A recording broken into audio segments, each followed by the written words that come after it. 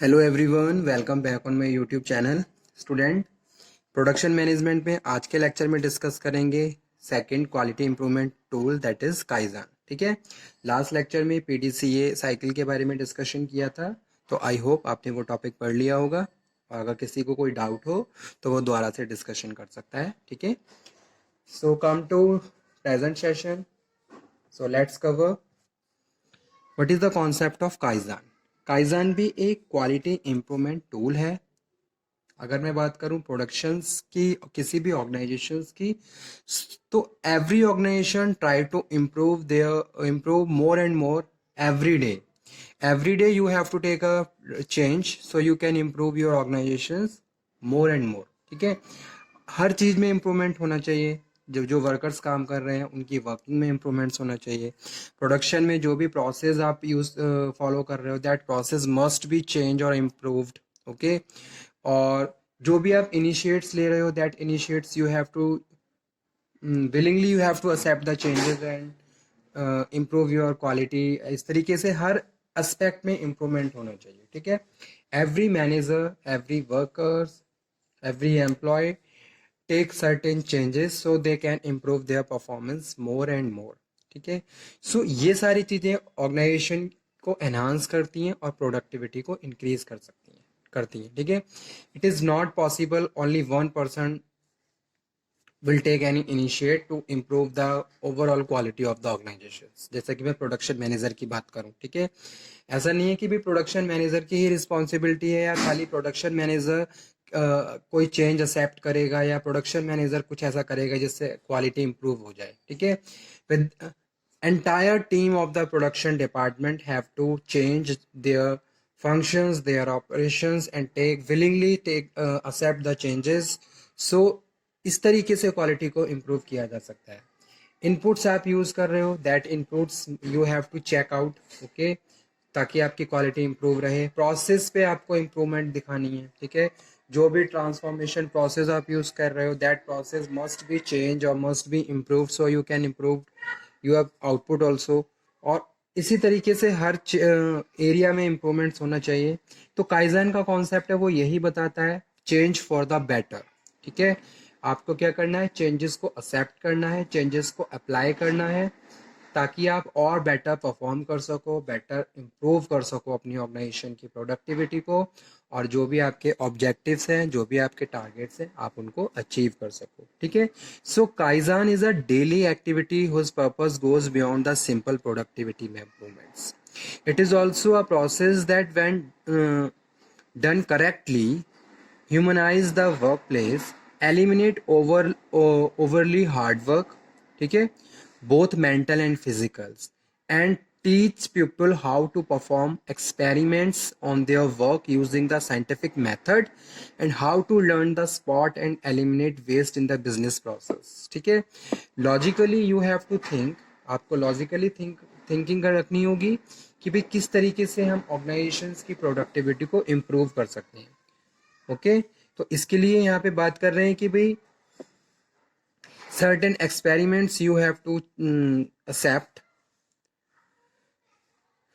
on their work using the scientific method। उसके लिए आप साइंटिफिक मेथड यूज करेंगे ताकि आप ये आइडेंटिफाई कर सकें कि कितना ये हमारी ऑर्गेनाइजेशन के लिए फ्रूटफुल है, हमारी ऑर्गेनाइजेशन की प्रोडक्टिविटी के लिए हेल्पफुल है। ठीक है, so learn about the new things and accept use that thing in your operations।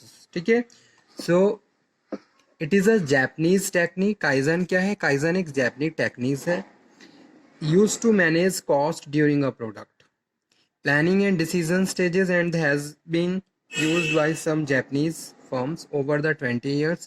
It is now widely used in the Japan in such industries as the electronics, machineries, automobiles। The जो kaizen का जो main objectives होता है वो है reduce current cost by using various improvements tools such as value engineering, functional analysis, manufacturing facility. ठीक है, so the word kaizen translate as a continuous improvements. ठीक, काइजन मीन क्या है, continuous improvements. Kaizen is a Japanese term meaning change for the better. आप कुछ better करने के लिए चेंज कर रहे हो, ठीक है। Concept of kaizen encompass a wide range of ideas, ठीक है। आइडिया जनरेशन, आप नए नए आइडियाज जनरेट कर रहे हो ताकि आप अपनी ऑर्गेनाइजेशन को और ज़्यादा इम्प्रूव कर सको, ठीक है। अब अगर आप अपनी ऑर्गेनाइजेशन को इम्प्रूव करना चाहते हो, that idea you have to accept. आपको चेंज करना होगा ऑर्गेनाइजेशन में, ऑर्गेनाइजेशन की पॉलिसी में भी चेंज करना पड़ता है कभी कभी। अगर कोई पॉलिसी प्रॉपर काम नहीं कर रही है या वर्कर्स को सेटिस्फेक्शन नहीं मिल रहा है, ठीक है, आप खुद सेटिस्फाई नहीं है as a employer, so you have to change your policy procedure, so making the work environment more efficient और इफेक्टिव, ठीक है। Kaizen helps to creating a team atmosphere, improving everyday procedures, ensuring employee satisfactions, and making job more fulfilling. ठीक है? Some principles concept of Kaizen include consider the process and the result, not result only, ठीक है। अगर आप result को consider करेंगे तो कभी भी आपको ये फाइंड आउट नहीं होगा कि भाई रिजल्ट, अगर जो रिजल्ट आ रहा है उसके पीछे रीजन क्या है। So whenever you analyse about your result, firstly you have to analyse and examine process also, कि भी आप किस प्रोसेस पे काम कर रहे हो, जो प्रोसेस आप यूज कर रहे हो उसी की वजह से आपको आउटकम रिजल्ट मिल रहा है, ठीक है। तो सबसे पहले आपको क्या देखना है, अगर आपका प्रोसेस रिजल्ट प्रॉपर नहीं है तो there are certain reason behind that is related to your process or your transformations, okay। तो आपको क्या करना है, ट्रांसफॉर्मेशन प्रोसेस पे ध्यान देना है। तो ये मैं लिख देता हूँ प्रिंसिपल्स एज अ प्रिंसिपल्स, ठीक है।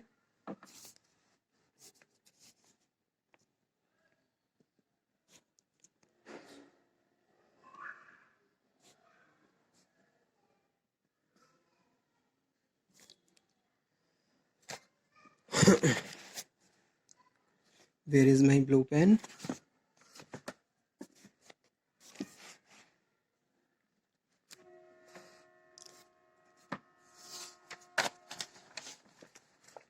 एक minute students.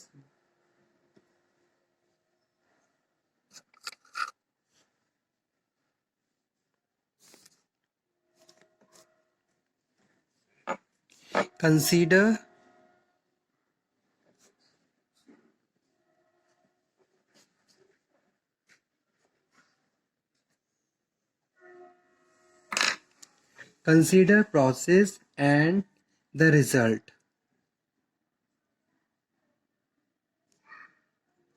and the results, ठीक है। Second one is systematic thinking of the whole process. जैसे कोई भी सिस्टम, जो भी प्रोसेस आप यूज कर रहे हो, तो उस प्रोसेस के हर स्टेप को आपको प्रॉपरली स्टडी करना है, उसके बारे में एक तरीके से एग्जामिनेशंस करना है। सिस्टमैटिक थिंकिंग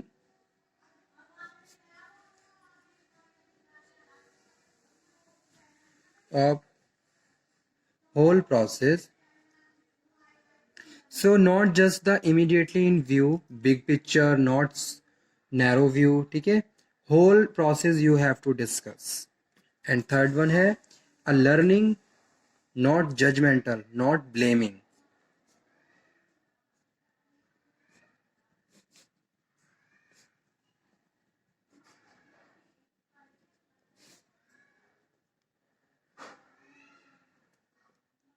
ठीक है।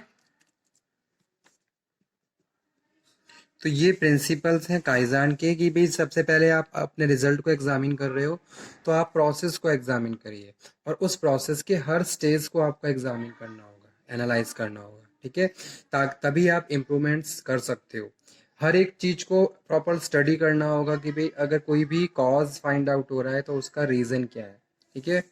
अगर कोई आपको एडवर्स रिजल्ट देखने को मिल रहा है, कुछ नेगेटिव प्रोस्पेक्ट आ रहे हैं, तो उसके लिए आपको हर स्टेज को एग्जामिन करना होगा, तभी जाके आप इम्प्रूवमेंट कर सकते हो। और थर्ड है लर्निंग। लर्निंग में आप ये लर्न करेंगे कि भाई अगर कोई पर्टिकुलर मैटर क्रिएट हुआ तो उसके पीछे ये रीज़न था। अब उसके लिए आप ब्लेमिंग नहीं करोगे, कोई जजमेंट नहीं कर रहे हो कि भाई just because of the some persons this is happening in the organisations, okay. Learn कि भाई अगर कोई भी चीज़, कोई भी इवेंट अकर हुआ तो उसके पीछे क्या रीजन था, ठीक है।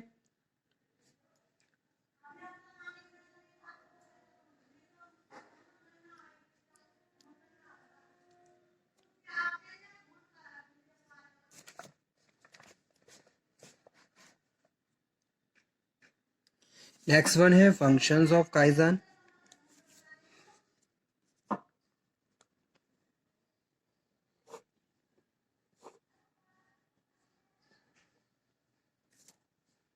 फर्स्ट फंक्शन है कांस्टेंट इम्प्रूवमेंट। कॉन्स्टेंटली इम्प्रूवमेंट्स होना चाहिए। अगर आप काइजान को फॉलो कर रहे हो तो आपकी ऑर्गेनाइजेशंस में, आपकी प्रोडक्टिविटी में कॉन्स्टेंटली इम्प्रूवमेंट होगा। In any business, an employee work is based on existing standard imposed by the management. Improvement refers to the improving those standards. जो भी standards आप follow कर रहे हो आप उनको improve करिए, ठीक है।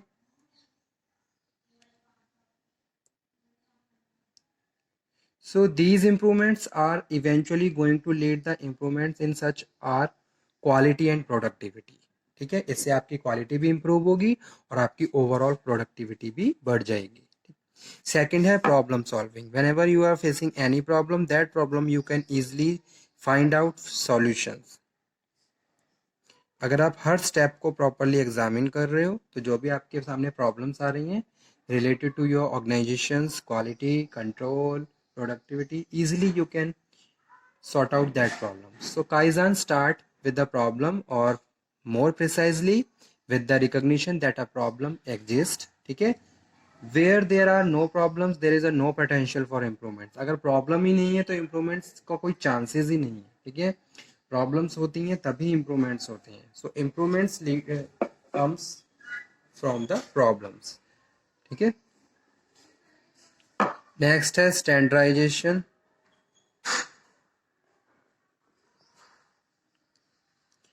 there can be no improvements where there are no standards, ठीक है। अगर स्टैंडर्ड्स आप कुछ सेट नहीं करोगे, कोई भी स्टैंडर्ड आप मेंटेन नहीं करोगे तो इम्प्रूवमेंट कभी नहीं हो सकती। जो स्टैंडर्ड आप सेट कर रहे हो उन स्टैंडर्ड के बेसिस पे आप आगे बढ़ते हो, ठीक है। फर्दर आप उसमें और इम्प्रूवमेंट करते हुए आगे बढ़ते रहते हो। तो first of all you have to set a particular first stage of the standards, ठीक है। The starting point in any improvement is now exactly where one stand, कि अभी हम कहाँ पे स्टैंड करते हैं और फ्यूचर में हम कहाँ पे पहुँचना चाहते हैं, ठीक है। तो फर्स्ट थिंग यही है कि भाई अभी आप स्टैंड कहाँ करते हो ये आपको खुद पता होना चाहिए, ठीक है। So okay, thank you very much. इस टॉपिक को मैं यहीं पे फिनिश स्टॉप करता हूँ। तब तक आप ये पढ़ते रहिए। नेक्स्ट लेक्चर में हम लोग फिर डिस्कशन करेंगे, फिर से मिलेंगे। आई होप आपको टॉपिक समझ में आया होगा, ठीक है। सो stay healthy, motivated. Thank you.